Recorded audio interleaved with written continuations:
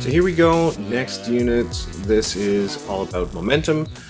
This one's going to probably be the most straightforward unit other than kinematics, but now that you've done all this other physics work, momentum should be, hopefully, one of the easier sections.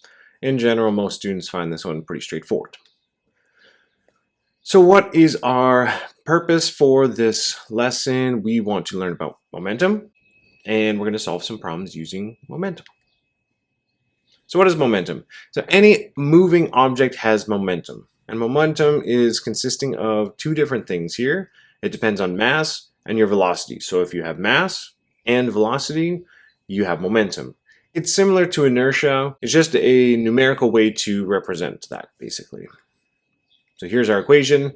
Notice this is not a P, this is a rho. It's a Greek letter. And momentum is your mass times velocity. So here, momentum, it's a rho, like I said, mass and velocity. So momentum is a vector, and it has units of either kilogram meters per second, again, that comes from this mass times velocity, or it's newtons times seconds, which we'll get into next section.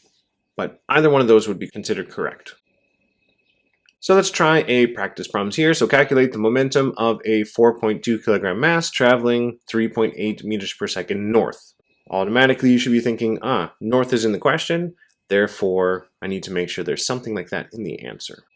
Here's your equation, plug in numbers, solve.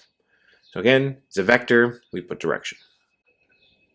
So imagine we have a cute penguin that's wandering 1.3 meters per second south, and then it goes 2.2 meters per second north. If the penguin's mass is 5.8 kilograms, what is its change in momentum? So change in momentum, this is just final minus initial. Again, remember the triangle means change in, and it's always the final minus initial. So we have an equation for the final momentum and an equation for the initial. Plug in some numbers. Notice I put 1.3 as negative because it's south. And we get the change is 20.3 kilogram meters per second north. So we got the direction of north because when I plugged in the numbers into the equation, I said north was positive, south was negative, and when I did the math, I ended up with a positive number. Therefore, my direction should be north.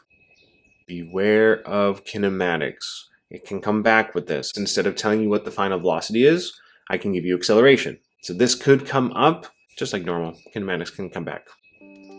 There you go. That's the first section, very straightforward. Hopefully you found that pretty simple. Alright, we're going to be doing a clip from The Matrix Reloaded. This is an old one. I saw this one in theaters way back in the day. Yeah, so watch this one, see if you can see what doesn't work with this.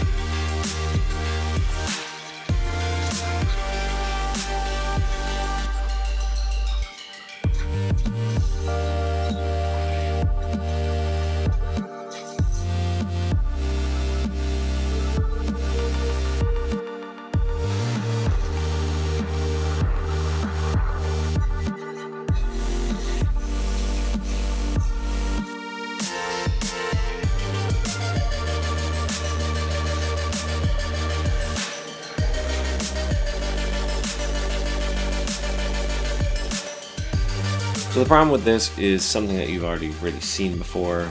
So we go back here. So Neo's flying around really fast. He's trying to go and catch Trinity, who just got shot.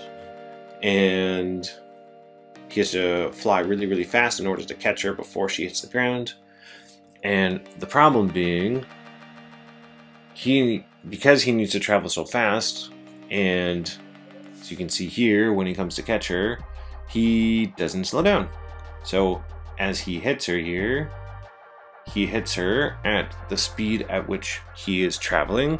And so that is basically going to kill her because he's traveling faster than a bullet.